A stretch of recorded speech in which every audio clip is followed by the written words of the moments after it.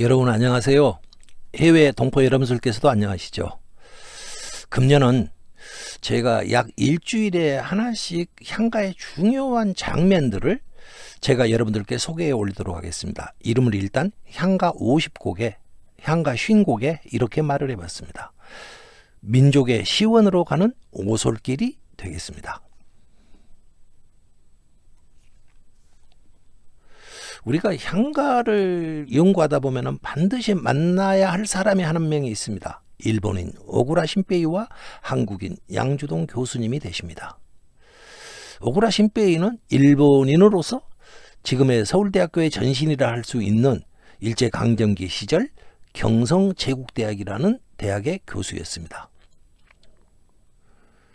그리고 그는 경성제국대학에서 제국대학 교수로 있으면서 박사학위 논문으로 1929년에 향가 및 이두의 연구라는 논문을 제출합니다. 그 논문 속에는 삼국유사 속에 들어있는 향가 14수하고 균여전의 향가 11수가 완독이 돼 있었습니다. 물론 자기 말로는 완독이 돼 있다 합니다. 지금에 와서 보니 그 내용은 사실상 완전히 틀린 내용이었다. 이렇게 말씀드릴 수 있겠습니다. 다 틀렸다니 황당한 얘기겠죠. 그러나 이것은 사실입니다. 이 사진은 바로 일본인 교수 오구라 신페이 경성제대 교수입니다. 좀 검도복을 입고 있는 사진입니다. 머리를 빡빡 깎고 있죠. 일제 때는 이렇게 우리가 머리를 빡빡 깎지 않았겠습니까?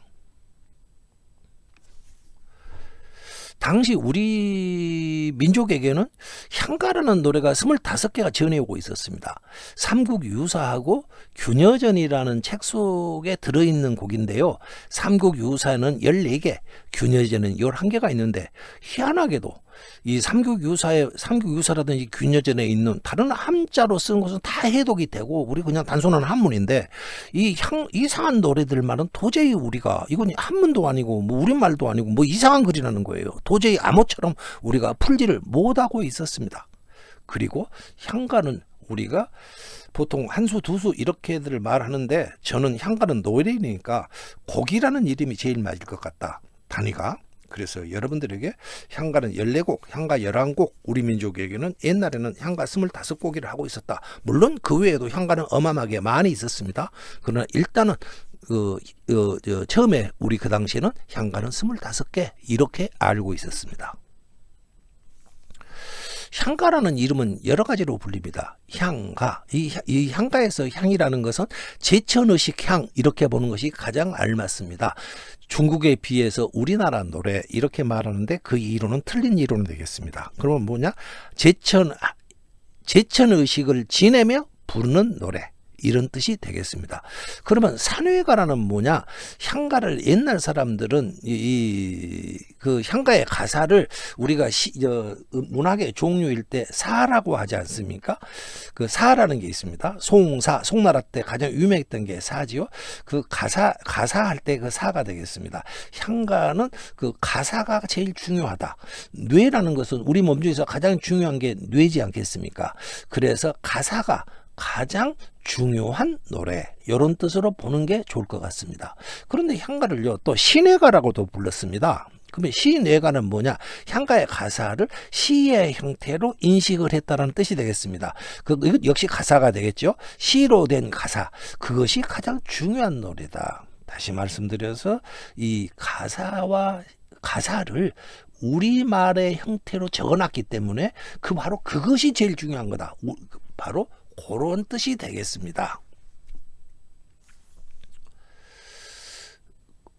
여러분께서 한번 제가 이렇게 후원의 말씀을 드리겠습니다. 이 향가를 연구하면서 제가 여러분들의 후원을 받아서 더욱더 열심히 좋은 내용이 될 수 있도록 노력하겠습니다. 우리 민족이 향가를 우리가 옛날부터는 있었지만은 근대적 언어학적 시각으로 최초로 바라봤던 시기는 1910년대와 20년대 우리 민족에게 다가옵니다. 그러면 그 시기는 어떤 시기였느냐? 우리 민족에게 바로 1910년과 1920년대에는 이렇게 이 사진처럼 우리 민족이 일본군에 의해서 독립운동을 하는 분들이 토벌되고 있었습니다. 참으로 비참한 민족적 비극이었고 시련기라고 하겠습니다. 그것만 있었냐? 우리 민족을 말하는 우리 민족과 관련된 소위 민족 말살 정책이라고 있지 않습니까? 이 한민족과 관련된 모든 사서, 역사책, 특히 사설을 중점적으로 일본인들은 수거해서 압수하고 불태워버립니다.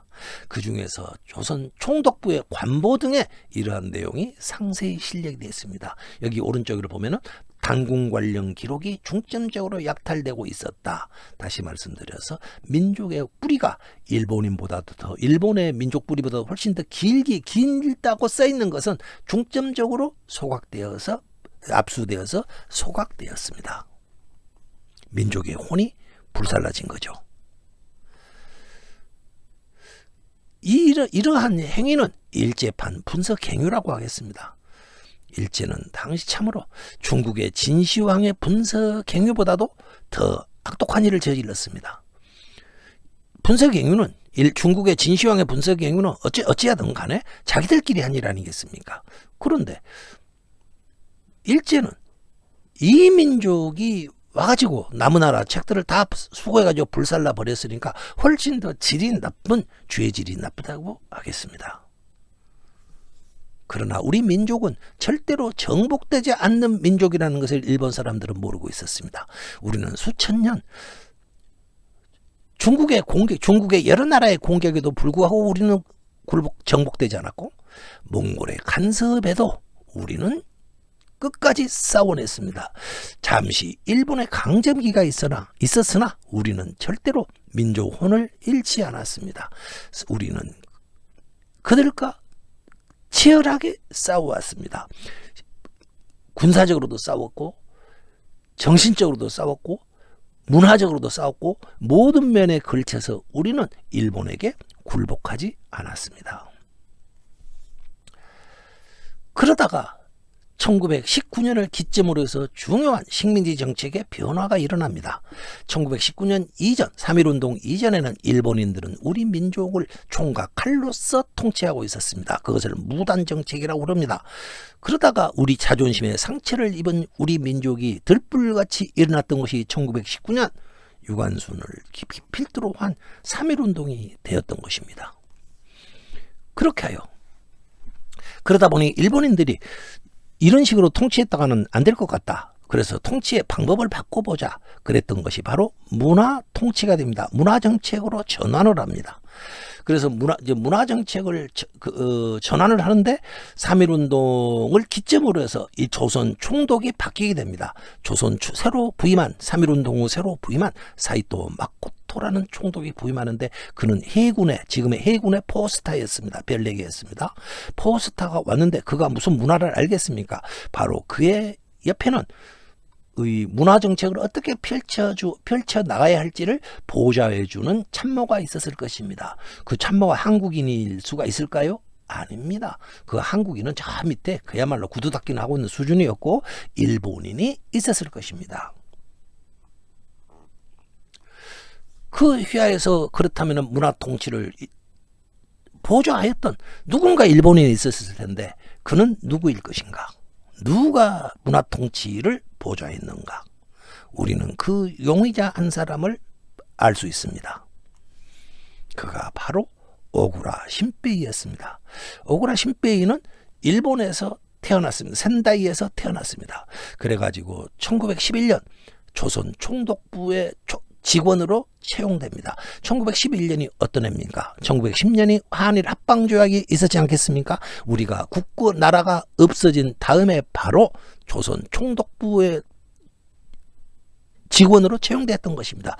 그리고 1926년에 그가 경성제대 교수로 임용이 되는데 아까 말씀드렸죠. 1919년에 3.1운동이 일어났습니다. 그가 조선 총독부에 근무할 때 3.1운동이 일어났던 것입니다. 그리고 누가 봤죠? 사이토가 조선 총독으로 온 겁니다. 그래서 조선 총독으로 와가지고 가만 보니까 이 오쿠라 신베이가 상당히 일을 잘해요. 특히 동경대학교 출신이니까 아는 게 많아요. 그래서 네가 바로 나를 문화정책을 펴는 데서 한번 도와주마. 그래서 문화 파트 식민 통치에 가장 중요한 역할을 했던 직원이었을 것입니다. 그래가지고 그가 일을 잘해내니까 그 서울의 우리 서울의 경성제국대학교가 1926년에 만들어요. 3.1운동 7년 후입니다. 경성제대가 만들어지고 나니까 교수가 필요했지 않겠습니까? 조선 총독부 사익도가 니는 그걸로 가라 하면서 조선 경성제대에 있으면서 경성제대에 우리 총독을 계속 보좌하면서 경성제대에서 우리 그 제자들을 길렀을 것입니다. 그 1926년에 임용되고 3년 후인 29년에 향가로 박사학위를 취득합니다. 그리고 1933년에는 어떻게 되느냐? 그야말로 승진을 해요. 동경대학교 언어학과 주임교수로 부임하게 됩니다. 그야말로 당시 식민지 어디 조그만 대학에 있던 언어학과 교수가 그 나라의 동경제국대학교 교수로 간 것만으로 그런데 주임 교수가 되고 더구나 경성제국대학교 교수와 겸임까지 하게 됩니다. 그야말로 한국과 일본을 오고 가며 언어학의 최고의 핵심이 되는 것입니다. 그래서 그는 그야말로 공을 인정받고 1935년에는 일본 천황상까지 수상하게 됩니다. 아까 이 빨간 원이 그 동경제국대학교에서 찍은 사진인데요. 동경제대 그 언어학과 주임 교수 때 찍은 사진인데 지금 그 당시 같이 근무했던 교수들과 이렇게 찍은 사진이었습니다. 오구라 신빼이가 경성제국대학교 교수라고 했지 않습니까? 이 사진이 바로 당시에 경성제대 사진이 되겠습니다. 이 사진 여기에 있다가 서울대학교는 어디로 오게 되느냐? 저리 오게 됩니다. 지금 현재 관악 캠퍼스, 서울 관악구에 있는 관악 캠퍼스가 되는데 사이드로 말씀드리자면 제가 바로 관악 캠퍼스의 제2기가 됩니다. 제1기가 75년에 입학했고 76년에 제2기가 입학하게 됩니다.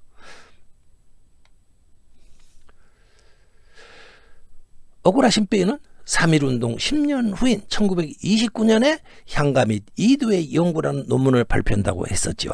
그가 바로 그 논문이 현재까지 우리나라 향가 연구에 지대한 영향을 끼치게 됩니다. 대표적으로 향가는 25개다. 그 이론이 바로 거기에 나옵니다. 그리고 지금도 여러분이 배우고 있는 향가의 해도 거의 다 70~80%가 오구라 신빼이가 풀어놓은 그대로 가르치고 있습니다. 여러분들께서도 다 그런 내용을 배웠었고 지금의 우리 학교 학생들도 오구라 신빼이가 풀어놓은 방법대로 가르치고 있습니다. 오구라 신빼이 이론을 누가 이어받았느냐? 양주동 박사가 이어받았고 양주동 박사님께서 어느 정도 보완해놓은 내용을 지금의 교수들이 그대로 이어받고 있는 것입니다. 여러분들께서는 속지 않아야 합니다. 향가 연구는 양주동 박사가 한 게 아니고 양주동 박사도 일부 보조했고 실질적으로는 여러분의 머릿속에는 오구라 신빼이가 앉아 있는 것입니다.